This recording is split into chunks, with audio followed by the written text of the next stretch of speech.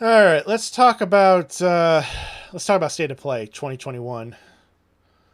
Um, I can kind of sum this up in a word. I admit I kind of just skipped around, but there really wasn't anything here that like stood out to me. It was a little disappointing. How'd you feel? Yeah, same. Yeah.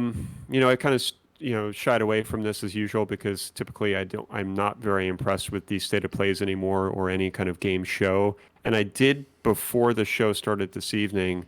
In preparation, I went back to see how many other state of plays there has been this year already. Because I Mm, was like, wait a second, we've already seen like at least one other one this year. yeah. And there was one on February 25th, April 29th, and May 27th, and then just recently, July 8th. Mm, So it was refreshing to see that I was certainly not going crazy. There's been a handful.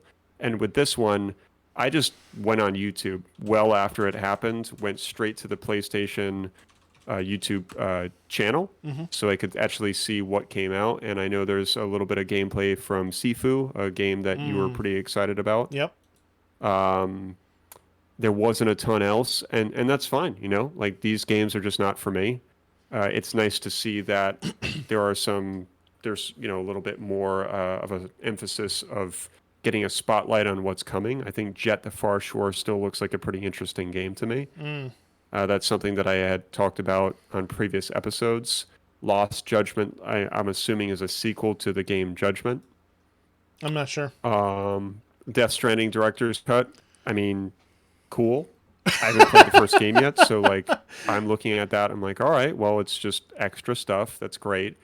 I don't know if that's going to be a free upgrade considering I already own the game, so I'm not clear there. Right. It has inspired me to play the game because the director's cut trailer did look very impressive. Okay. And then with Deathloop and some of the other games, I was just like, it's whatever. Yeah. So yeah, overall, I guess pleased to see some action on Sifu and Death Stranding and Jet the Far Shore, but that's kind of my pull away there. Hmm. Yeah.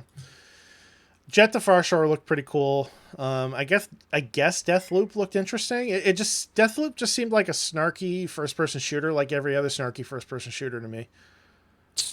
I mean, precisely. Okay, I'm glad that I wasn't the only one that felt that way. No, it's Um, snarky is a good way of putting it. hmm. It's got that sort of like Borderlands humor style mixed with Apex Legends. It's just all that shit like wrapped up into one, and I'm just like, it's just not for me. So in the Twitch chat, Epic Outro is saying that Death Stranding's upgrade is not free. Would that still be something that you would purchase, or would you just stick with what you have? I would probably stick with what I have. I think that based on what I saw from the trailer, it's not substantial enough to warrant an entire separate purchase. Mm, I'm pretty sure I paid full price for the Death Stranding game on PS4, so I uh, I doubt that I would buy it again. It would have to be something really special. yeah. Because I don't even know what the game's like. If I played the game and I absolutely loved it, I think for all the folks that played it and loved it, they're probably going to want to get this. But Right. if I don't like the game and I don't play it and then I buy this and then I play it, then I'm stuck with two copies that I don't like. So I have to be careful there. That's a valid point, and I had not considered that. Yeah. Uh, I mean, I thought about it when the trailer came out. I was like, well, hang on a second. yeah. This looks great, and I would love to have the definitive version of this game.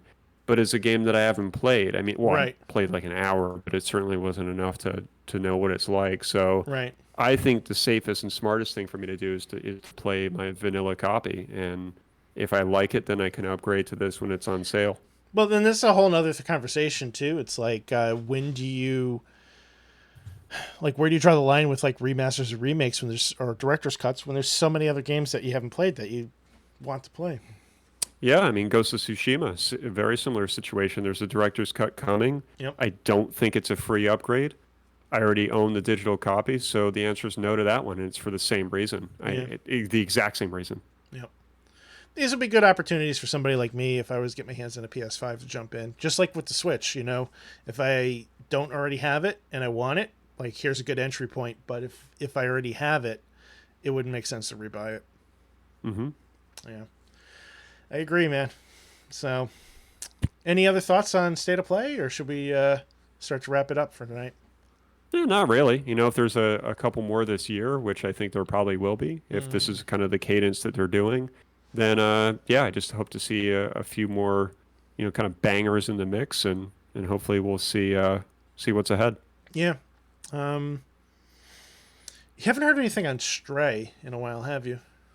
I want to say they mentioned that on the last one, Okay.